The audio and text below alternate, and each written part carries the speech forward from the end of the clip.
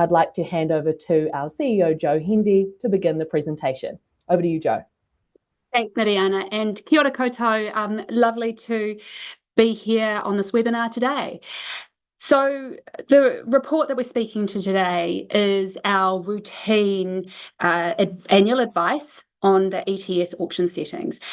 It's important advice, but of course auction settings are very narrow in what they influence. Auctioned units are a small share of total NZUs in the NZ ETS, and the NZ ETS covers less than half of emissions. So there are limits to how much the auction settings can affect ultimate emissions reduction outcomes.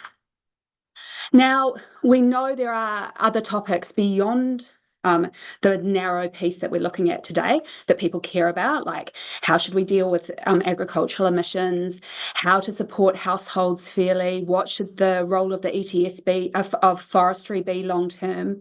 And these sit outside of the New Zealand ETS settings work that we do, but that wider conversation around how we transition to our low emissions future in a way that's fair and effective and enduring is still really relevant. And we welcome that conversation, even though this webinar presentation is focused down on getting the auction settings right.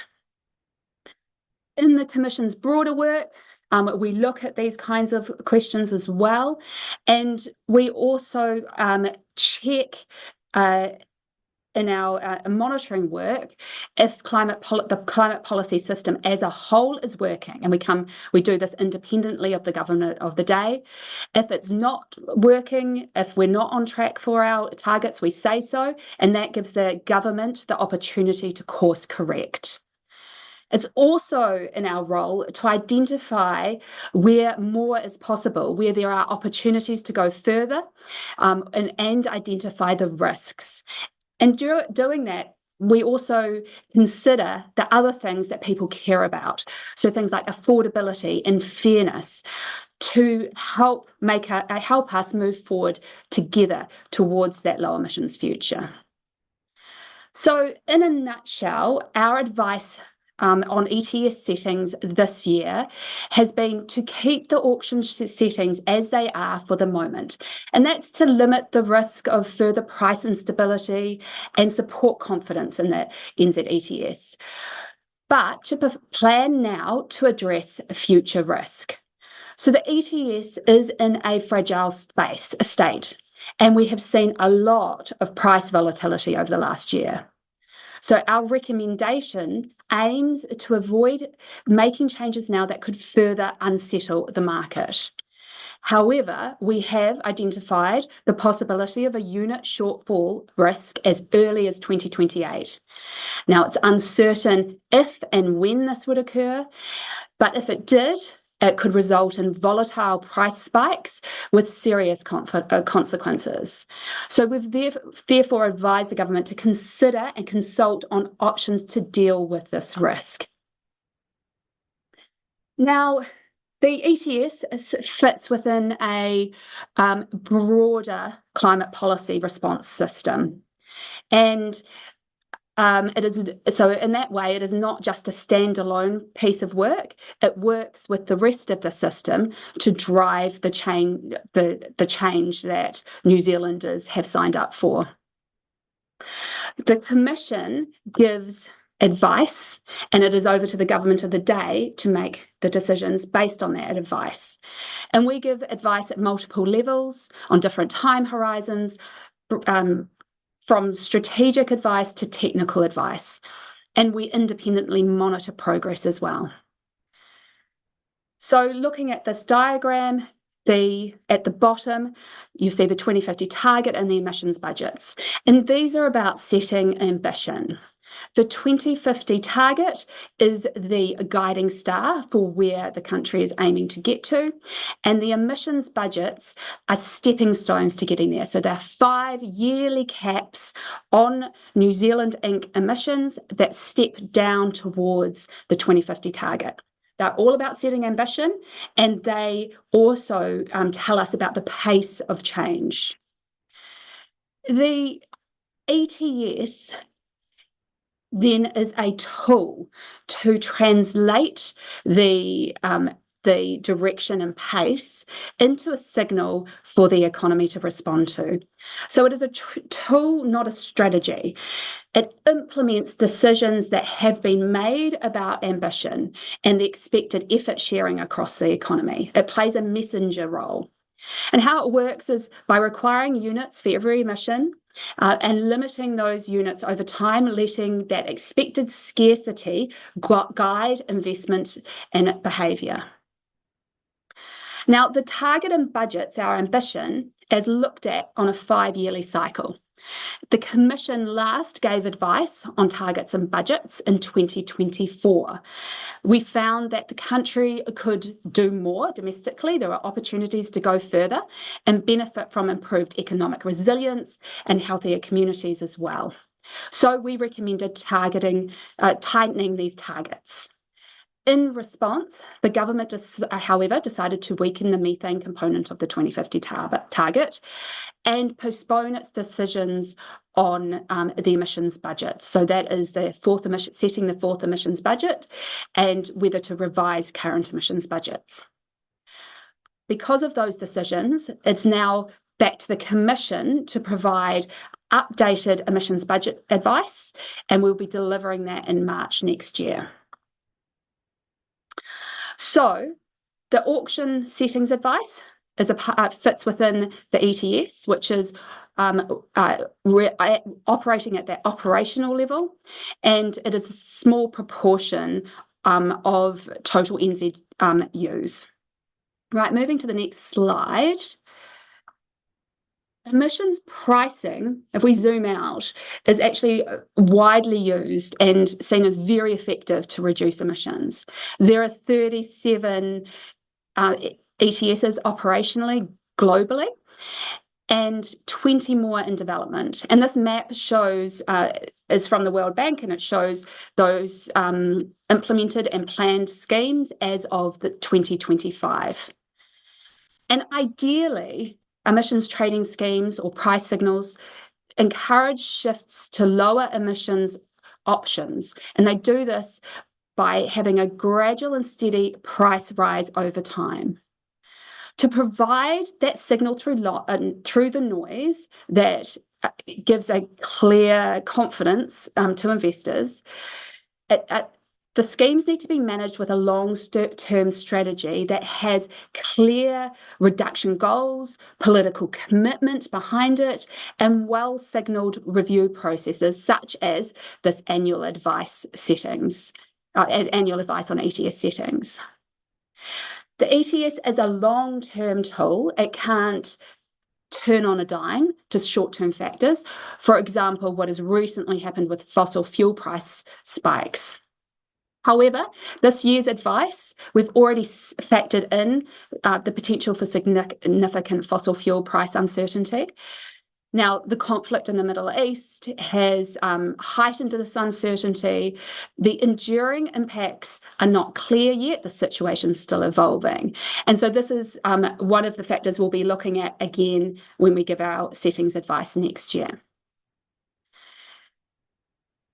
Zooming back to New Zealand, the government has chosen the New Zealand ETS as its main tool for meeting targets. However, it is unlikely that the ETS can play that role in its current form into the 2030s, and the team is going to be talking about that more shortly.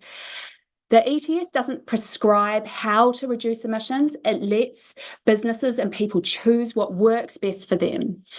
As a market-based tool, it aims to work for both the economy and the climate. And predictability is essential because it gives people confidence to invest. But at the same time, regular reviews of settings are also important so that we can adjust as circumstances change. And this helps deliver on the core purpose of the NZ ETS, which is helping New Zealand meet its emissions targets. To provide predictability in our advice, we aim for a consistent and transparent approach that flows clearly from those targets. And this is so that the market can understand how the scheme will be managed into the future. Now, with that, I'm going to hand over to Sam to go into this year's advice.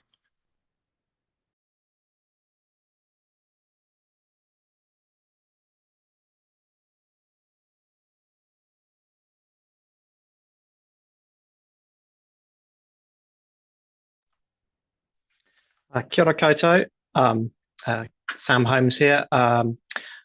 I am not able to show my camera at the moment, but I'll continue anyway. Okay, just a moment. Thank you. Kia ora. My name's Sam Holmes. I'm the project director for the 2026 ETS settings advice.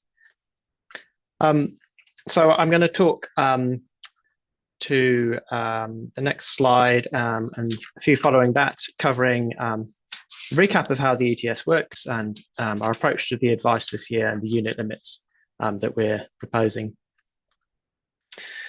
So, quick recap of how the ETS settings are managed.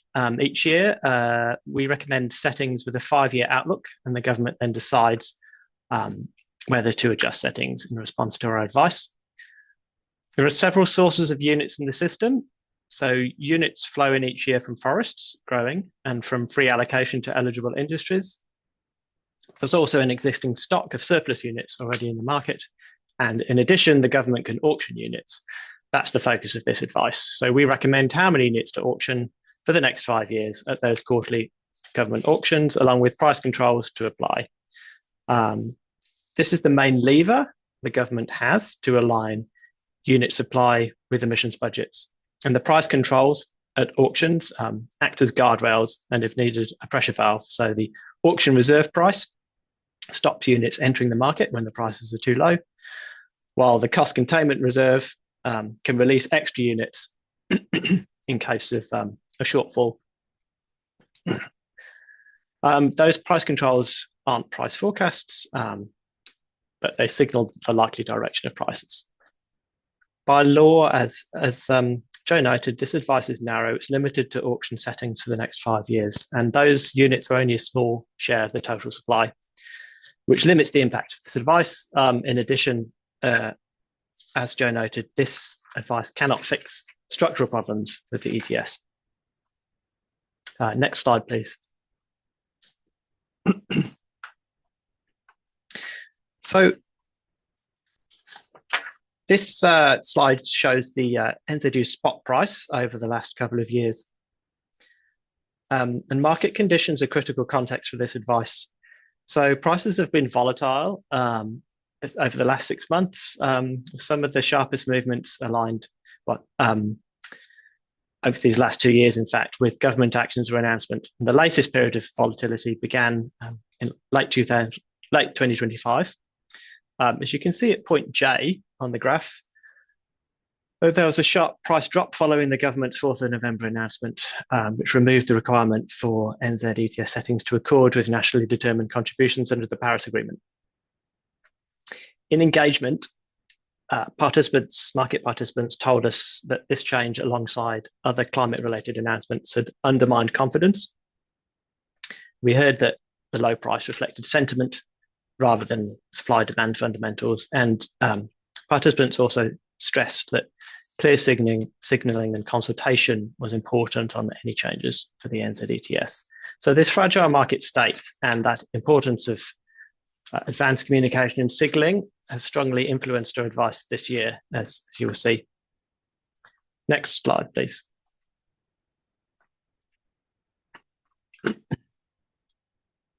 So before turning to the substance of the advice, I'll briefly note our updated analytical approach, which is shown in this diagram.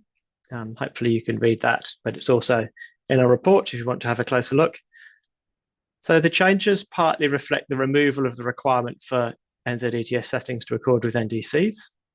We still considered NDCs where relevant. For example, we considered the potential cost of offshore mitigation to meet NDCs in the analysis for the price control settings.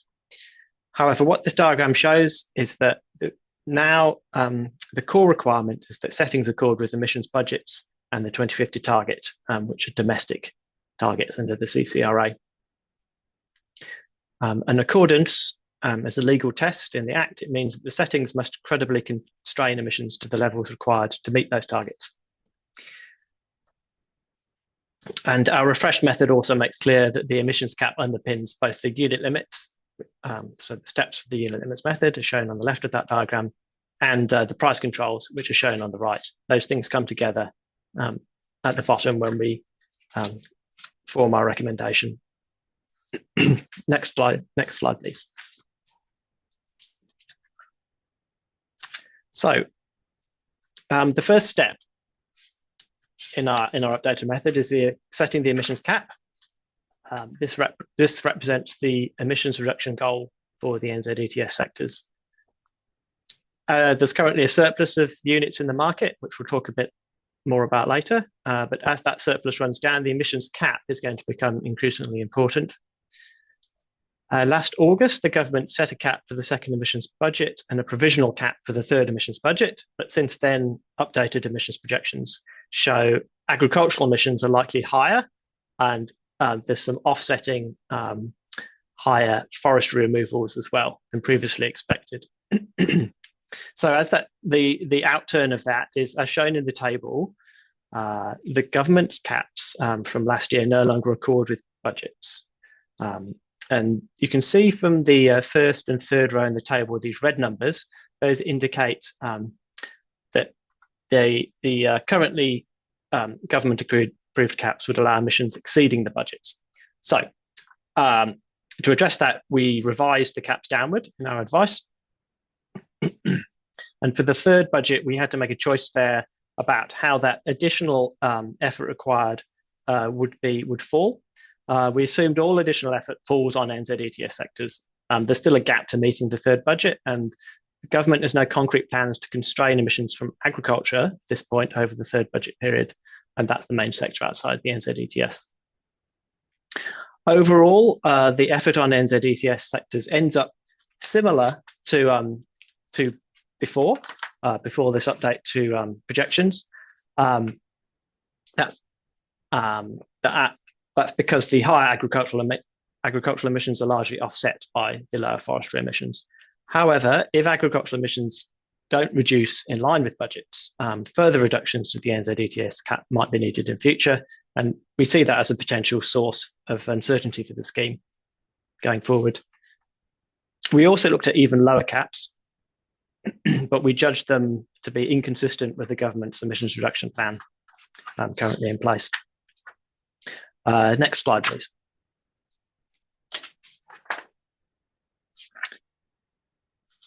So after setting the emissions cap, we then apply the rest of our unit limits method to assess how many units can be auctioned while still aligning with emissions budgets. And this graph shows that process. The gap between, so the bars you can see on the graph, the dark blue represents units coming in from industrial allocation. The light blue is current auction volumes. The pink line is the net ETS cap after technical adjustments, and the gap between there you can see represents the surplus units in the market, which gradually run down between now and 2030. So this year, the purpose of this step is to apply our unit limits method to understand how many units could be auctioned while still aligning with emissions budgets. This year, we considered a range of possible auction volumes to reflect the uncertainty about the other unit supply, particularly the surplus units remaining. And the same as last year, our analysis shows the surplus is declining faster than expected, largely because auctions have not been clearing, so fewer units are entering the market. And this creates the scope to auction more units. However, because of the fragile state of the market, we are recommending keeping auction volumes for 2027 to 2030 unchanged for now. For 2031, we recommend auction volumes. We're recommending auction volumes on the basis that the surplus will have fully depleted by then, and you can see there's a small jump up in 2031 of the light blue bar, which represents that. And obviously, this means there is a risk of insufficient units to meet demand over 2028 to 2030. And we're advising the government to plan for this risk and then clearly signal to the market how it will respond if it eventuates. Next slide, please.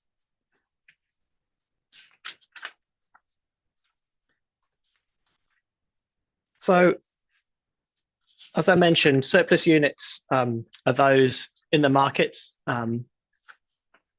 already, but they're not held for other purposes such as hedging or meeting forest harvest liabilities that arise when from forests. And the government has set a goal of using up surplus units by 2030, and that's been reflected in this advice and our previous advice.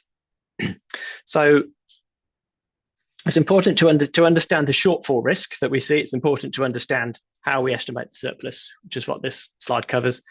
You can see in the table the range of surplus estimates which we've made. Overall, our central estimate has fallen significantly since last year. Last year we estimated there are 50 million units surplus. Now it's come down to 30. 12.5 million of that was expected under current settings. The remaining 6 million is due to no units selling at auction in 2025, and a further small change due to changes in our assumptions and updated data.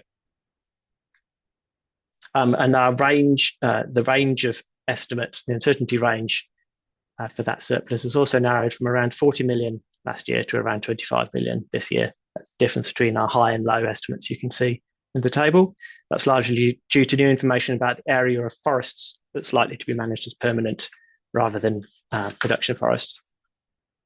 So as you can see, the top row of the table, surplus implied by current settings, has a value of 41.2, which is very close to our high surplus estimate, 41.7. What that means is that retaining current auction volumes for 2027 to 2030 is only consistent with the top end of our estimated surplus range.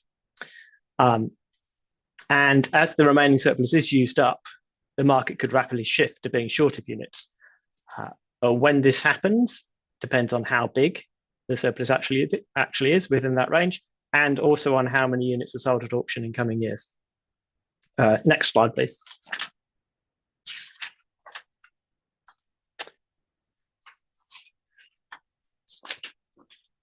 So this is another way of looking at that shortfall risk and how the surplus figures into it. The four panel graphs on the right illustrate the risk of shortfall over 2028 to 2030 under current settings, which we're recommending retaining. And there's two dimensions of uncertainty here. So on the left, you can see our what happens in our high surplus estimate. On the right, you can see what happens in our mid or central surplus estimate. And then the other dimension at the top, this is the scenario if all units offered in 2026 auctions, none of the units offered at 2026 auctions are sold. At the bottom, if all of those units are sold. And you can see that even at the high end of the surplus range,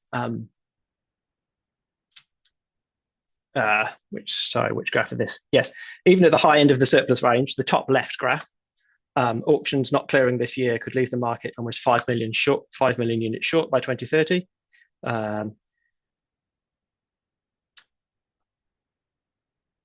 If on the top right, the market could face a shortfall as early as 2028 if the surplus is near our central estimate and no units are sold at auction this year. So this illustrates the graph, the shortfall risk that we are thinking about. Obviously, this doesn't show all of the uncertainty. There are other parts of unit supply, industrial allocation, and the supply of low-risk forestry units are also uncertain, being forecasts.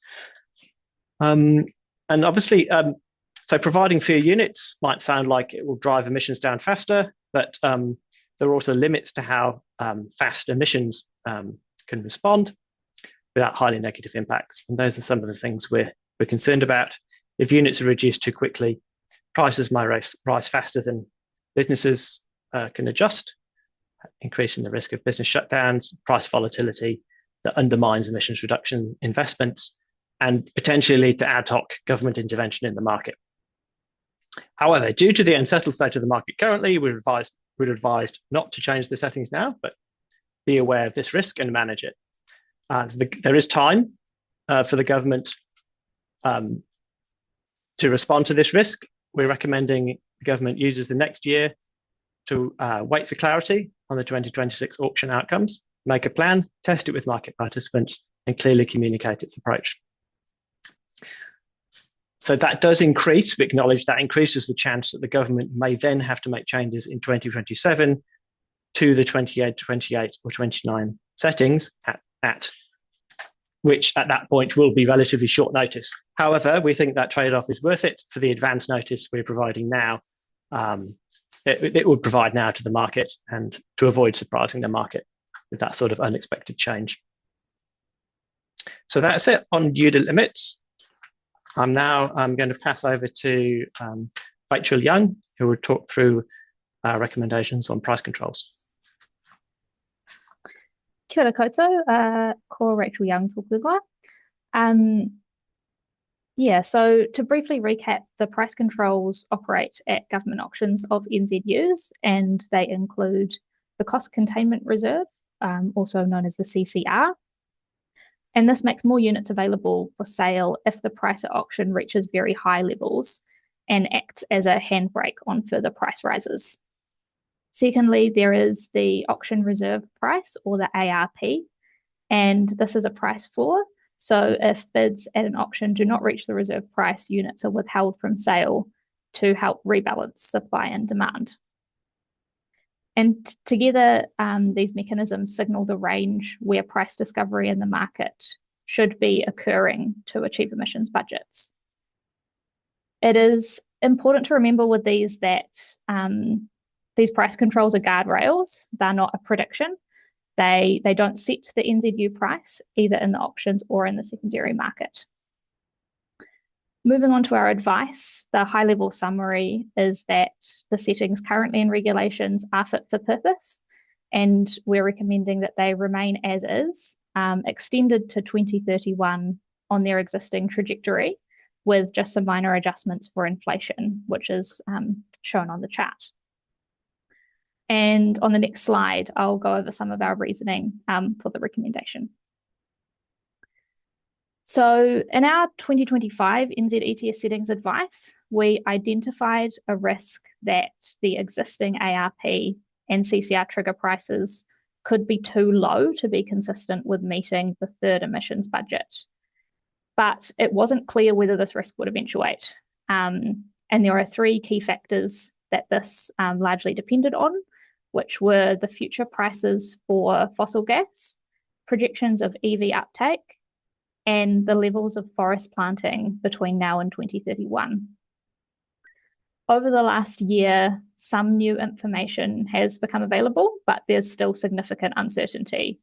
And so overall, we determined that it's still unclear whether the ARP and CCR trigger prices should be increased.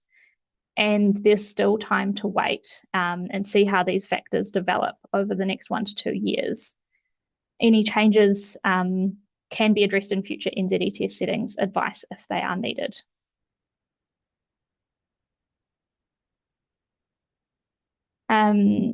We did also consider whether raising the ARP now would be beneficial in the short term, but it's uncertain whether raising the ARP would have any material impact on emissions in the short term, with NZU spot prices currently well below the existing ARP. We also want to highlight that we don't see any case for lowering the ARP, either now or in the future. And this is for several reasons. So firstly, our analysis does not indicate that the minimum prices needed to meet emissions budgets has reduced. And so lowering the ARP would increase risks to meeting emissions budgets. Secondly, we consider that lowering the ARP could significantly damage the credibility and effectiveness of the NZ ETS. And thirdly, it also wouldn't align with some relevant government statements. So firstly, the government has stated its aim to meet the first and second nationally determined contributions under the Paris Agreement through domestic emissions reductions as much as possible. And so lowering the ARP would increase the risk of the government selling units for less than the cost of offshore mitigation and increase the economic and fiscal costs of meeting the NDCs. And secondly, the government has also said it intends to take a net-based approach to meeting emissions budgets.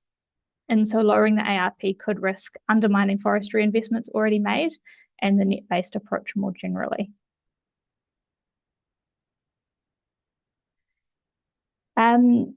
And so that was kind of covering the price controls. Finally, while this advice is focused on the NZ ETS settings, we did want to touch on some broader NZ ETS issues as well. Our analysis indicates that the NZ ETS emissions cap for the third emissions budget period would not allow for any further auctioning from 2034 onwards. And one of the key reasons for that is ongoing industrial allocation. This is earlier than our previous analysis suggested, which was towards the later end of the 2030s, and it could move forward. And this is important because in order for an ETS to drive emissions reductions, units need to be made progressively more scarce. And once no further auctioning is possible, the government has no lever left for reducing unit supply. So what this means is that from around the mid-2030s onwards, the NZ ETS in its current form would be able to maintain the net emissions that it covers at the same level, but it would not be able to incentivize any further net or gross emissions reductions. And so this reinforces the need for the government to consider the role of the NZ ETS in meeting our emissions reduction targets in the 2030s and beyond, and ensure it's fit for purpose to play its part.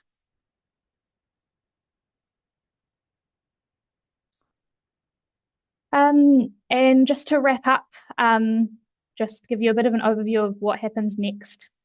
So for our emissions reduction mahi, our role is to provide independent evidence-based advice to the government of the day, and the government can choose what to do in response when it updates the settings.